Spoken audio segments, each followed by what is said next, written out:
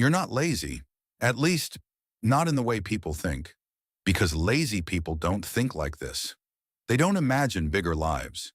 They don't plan things they never start. They don't sit there thinking about who they could become. But you do. You think about it a lot. What your life could look like, what you're capable of, what you should be doing. And that's the confusing part, because the ambition is there, but the action isn't.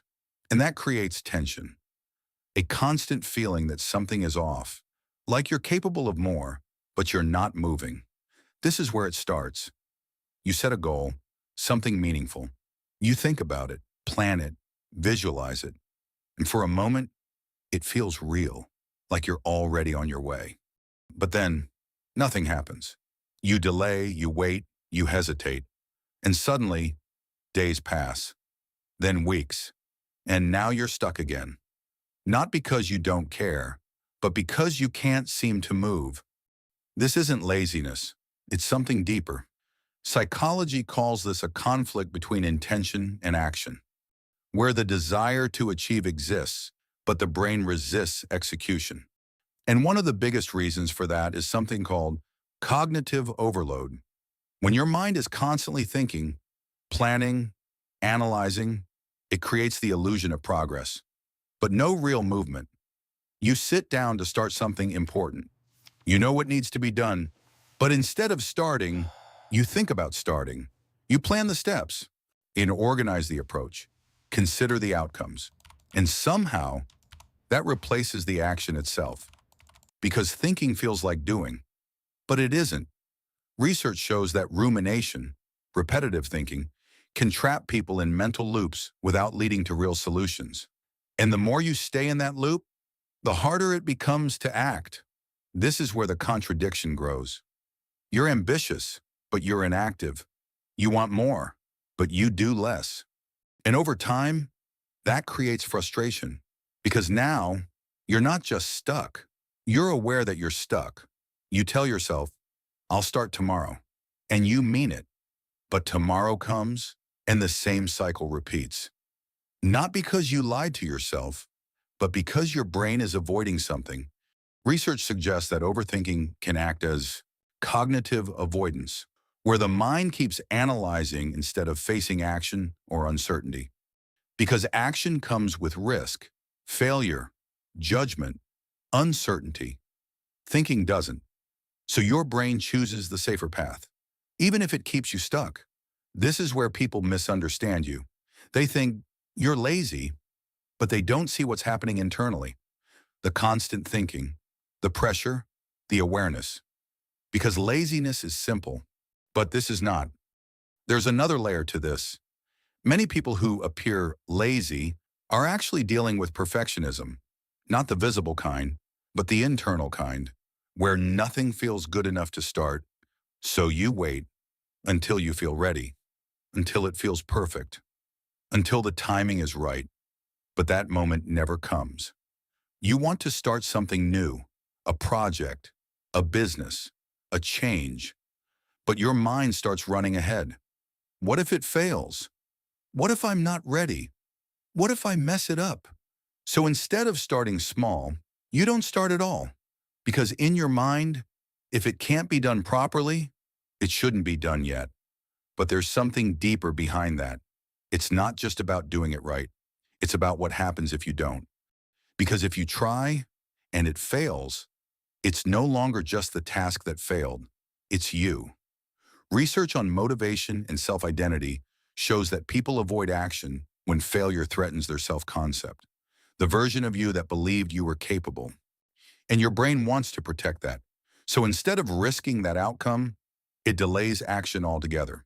Not because you lack ambition, but because your ambition is tied to your identity.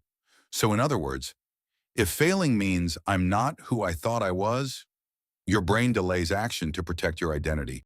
And that's where ambition turns into paralysis. And there's a deeper cost to this. Research shows that habitual rumination is linked to increased anxiety and depression, and even lower overall well-being, because you're constantly thinking about what you should be doing without actually doing it.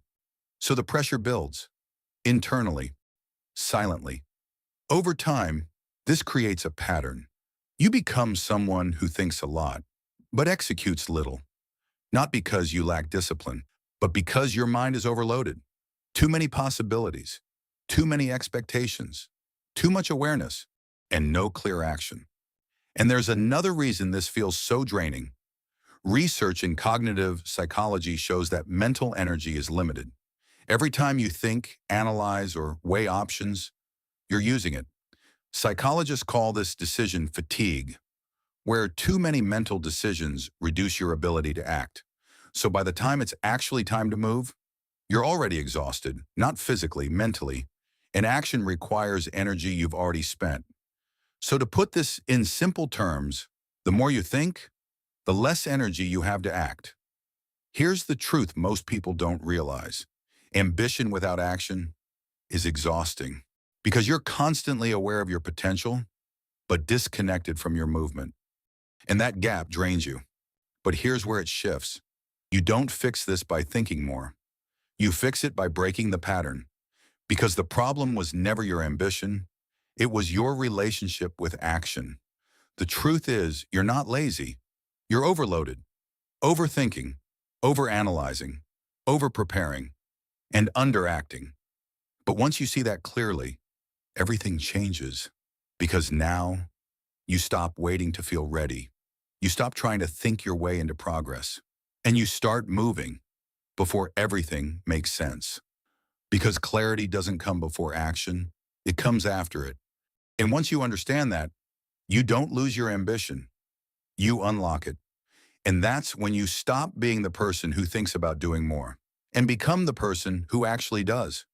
So if you've been calling yourself lazy, understand this. Lazy people don't think like this. They don't sit there feeling the weight of what they could become. They don't carry that quiet pressure of knowing there's more in them. You do, and that changes everything. Because the problem was never your ambition. It was how your mind learned to deal with it. And once you understand that, you stop waiting.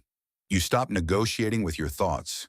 You stop trying to think your way into progress, and you start moving, even when it's uncomfortable, even when it's unclear, because that's where clarity actually comes from. Not from thinking more, but from doing more. So you're not lazy. You're misdirected. And once you redirect that energy, your ambition stops feeling like pressure and starts becoming momentum. And if this made something click for you, if you saw yourself in this more than you expected, then you already know this isn't random. There's a pattern to how your mind works. And once you understand it, you can start using it. That's exactly what we do here. So if you want to go deeper and understand yourself at a level most people never reach, if you're the type who actually applies this, you already know what to do. Subscribe and join our membership. Don't overthink it, just take action.